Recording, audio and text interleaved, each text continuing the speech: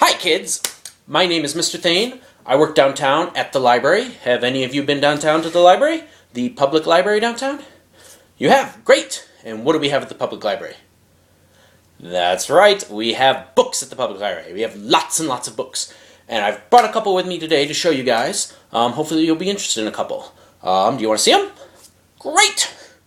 My first book I would like to show you is one of my all-time favorite books. It is called Leo Geo and the Miraculous Journey to the Center of the Earth by John Chadd. This is a very cool book because, for starters, it's really long, which makes it kind of unusual. And as we open it up here, it's even longer. And as you can see, it's got one image that goes way across there. And we got a little guy here, and he's talking to us in word balloons. So what do we call a book that's got pictures and word balloons in it? We call it a comic book. That's right. This is a comic book. Or a graphic novel. Some people call them graphic novels. Comic book and graphic novel mean the exact same thing. Graphic novel sounds a little more, sophisticated, and people who are sophisticated like to use the term graphic novel. But me, I prefer the term comic book because that's what I grew up with, and that's how I think of these. So, Leo Geo, he's an inventor, and we see him here in his laboratory. And he's getting ready to go on a big journey. And as he climbs through the ladder here, we have to turn the book like this, because the book is actually a very long vertical book, which makes sense, because it is the story of Leo Geo's journey down to the center of the Earth. And as he goes down to the center of the Earth here, he tells us all kinds of interesting facts about the Earth, because he is a scientist, and he knows these things. He knows stuff like, the Earth is made up of 4 layers: the crust, the mantle, the outer core, and the inner core. Did you guys know that?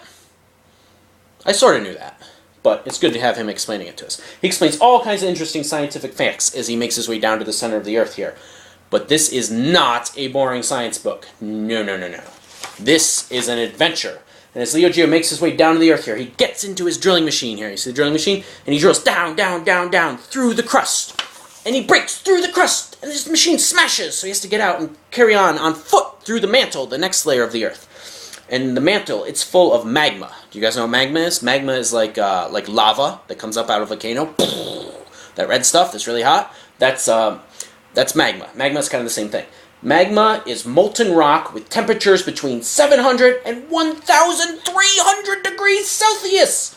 Holy cow, that's hot. So he's got to be careful so he doesn't touch the magma on his way down. But he has to be careful of other stuff too, because there's more than magma in the mantle of the Earth. There's monsters! Oh my god, look at this giant centipede monster thing! And as he continues down through the center of the Earth, there's more monsters! And more monsters! And oh my goodness, and as he continues all the way down, he meets the subterranean race. You see these guys? These weird, strange guys who live in the center of the Earth here. And they're building an entire city here in the center of the Earth. And Leo Geo, he makes his way through the city here. He actually gets captured by these guys. And they present them to their king, the king of the subterranean race. And the king tells Leo Geo that his people are tired of living under the Earth. And they're going to come up to the surface, and they're going to take over the surface world. They're going to lead this huge army up there and enslave everyone on the surface world. Oh no! But Leo Geo can stop them. He's the only one who can stop them. But will one man and the power of science be enough?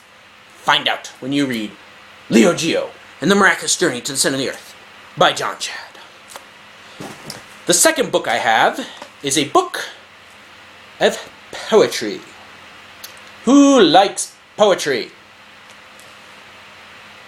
Who doesn't like poetry?